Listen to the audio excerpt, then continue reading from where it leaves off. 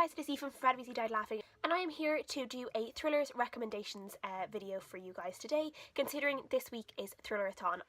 I am kind of participating in the Thrillerathon. I did have a TBR actually filmed for it, and then just the way last week went, I realised that I was going to have a lot of other books that I had to read this week, and I wasn't really sure if I could dedicate my whole week to reading thrillers. So I am participating, but I'll probably only be reading maybe one or two books, maybe just the one book for it. So I decided I would do a video instead to try and participate in a little bit more, and that will be a thrillers recommendations. So the first book I want to recommend is basically a book I actually only talked about a couple of weeks ago on my channel, and that is The Chestnut Man by Soren Sefstrup. This is a Danish thriller that has been translated into English, and it's quite a dark, gruesome, twisty thriller. So if people prefer their thrillers on the light side of things, I probably wouldn't recommend these ones for you, but if you like them quite dark and quite twisty, and sometimes ones that might turn your stomach a little bit, I would recommend this one. So this one starts when the body of a woman is discovered in her backyard, and she has had her hand cut off, and this tiny little chestnut doll is found beside her body. We see two different detectives there's one from a local police station, and then there's another detective that's come in from Europol, and they start investigating this, and they start considering that this case, this murder case that suddenly starts turning into a serial killer case, might be weirdly linked to the disappearance of a politician's daughter from the year before. But someone has already admitted to the murder of this girl, even though the body was never found. So they don't suddenly understand why her fingerprints are suddenly being found on these new crime scenes.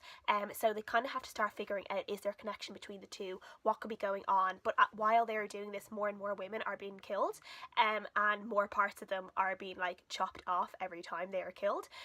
So yeah, they're kind of racing against the clock, and this one ends up being like just very much a thriller. It's very like, there's bits of it that like, there's parts where I was reading this and I was making sure that I was like facing towards the door of my room, because I was feeling so creeped out about everything. I didn't want to have my back to the door. Like, I wanted to see if anyone came into my room or if there was anyone around me at any point, because I was starting to feel a little bit skittish while I was reading this, because it's just very atmospheric. It's quite dark, it's quite gruesome. It definitely kept me on the edge of my seat. The twist, I like the whole, like the killer, I guessed it very late on, like before it was like revealed properly, so I guessed it at like the very last moment, so it definitely does keep you on your toes for quite a while, and I really enjoyed it, and I would recommend it for people. But again, I would recommend it for people who like dark thrillers. If you like your thrillers a little bit more on the soft side, probably not one for you. The next book I want to recommend is actually I don't know whether it's going to be a trilogy or a series, the Ellery Hathaway series by Joanna Schaffhausen. The first book is The Vanishing season, and the second book is No Mercy. In the Vanishing season, we meet this detective called Ellery.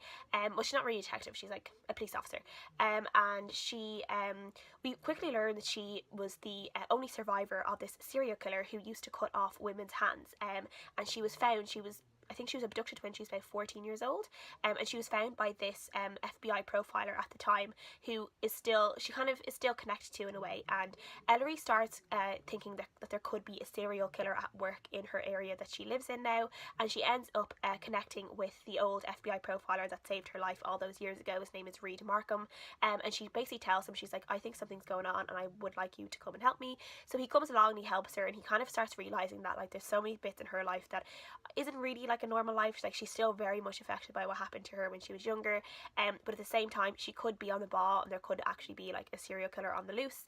They start investigating it, and things just start heating up from there, and you don't really know if there is actually a serial killer, or if she is just, seeing, things in the dark. And yeah, it's really great. There's this really great chemistry between the two characters, and you don't really know what it is, and you don't really know what you want to happen. And yeah, there are just some really great bits in this book that I really enjoyed. It's a really fast-paced thriller. Like, this is the kind of thriller you can read within a day. Well, not really a day, maybe like 1 to 2 days. And yeah, it's just great. I really enjoyed these both the books in this series so far. The next book is from a author who is quite the favourite on BookTube, and that is Shari LaPena, and I'm talking about her latest book, An Unwanted Guest. This is very much like old school thriller for me, and I really enjoyed it. And it's set in this kind of manor house in the dead of winter. There's a storm, everyone is stuck in this place that it's kind of like a manor they all have booked in for these lovely winter stays, and now there is blizzard, the power is going out, and then a body is found the next day. But the only people who could have killed this person is still in the building. So it was one of them, they just don't know who it was. And as they kind of start investigating things, you know, like tensions get higher, more bodies are found, they still don't know which one of it was them. Either it's actually quite hard to figure out who it could be. I was really bouncing between every different character, and every single one of them has these motives. They're all a little bit untrustworthy, and I just found it like super old school, and I really enjoyed that. I really enjoyed the fact that they're like, you know, they were really stuck. Like, you're really stuck in this one area. It wasn't like the location wasn't expanded out that much. It just really, I think it really built up the atmosphere and built up the tension for me a lot. And this is one I absolutely flew through, and it's definitely one I would recommend to anyone looking for a really engrossing thriller mystery that they can just fall into. Another thriller I want to recommend is Skin Deep by Liz Nugent. Liz Nugent is fast becoming an Irish favourite author for me. She's going to probably start going onto my author by authors list, I will be honest. So this is her latest book, and it's about a woman called Cordelia who is, she's a little bit on the strange side. And all I really want to say about this is this book starts with Cordelia and a rotting body, and it's Cordelia basically figuring out what she's going to do about this body that is in her apartment, and then you kind of flash back years and years to Cordelia's childhood, and you start seeing how she was a child, how she was almost brainwashed by her father into thinking that she was like this queen, this like little princess, someone who was worth you know, like basically someone who is better than everyone else around her, and we see how this kind of shapes her mind even into her adulthood, and how she treats people and the situations she gets into, and while at the same time Cordelia is a terrible person, she's also brought into situations sometimes where you do feel a little bit sorry for her, and you do wonder how things could have gone differently for her if people hadn't pushed her into situations that she clearly wasn't suitable for.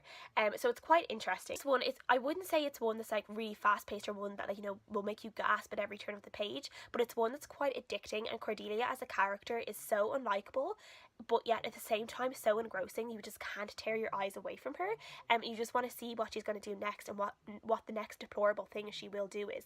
And eventually you are leading up to that point where she does have this body in her apartment, and you're kind of figuring out how she gets from A to B basically, and yeah, it's just really enjoyable.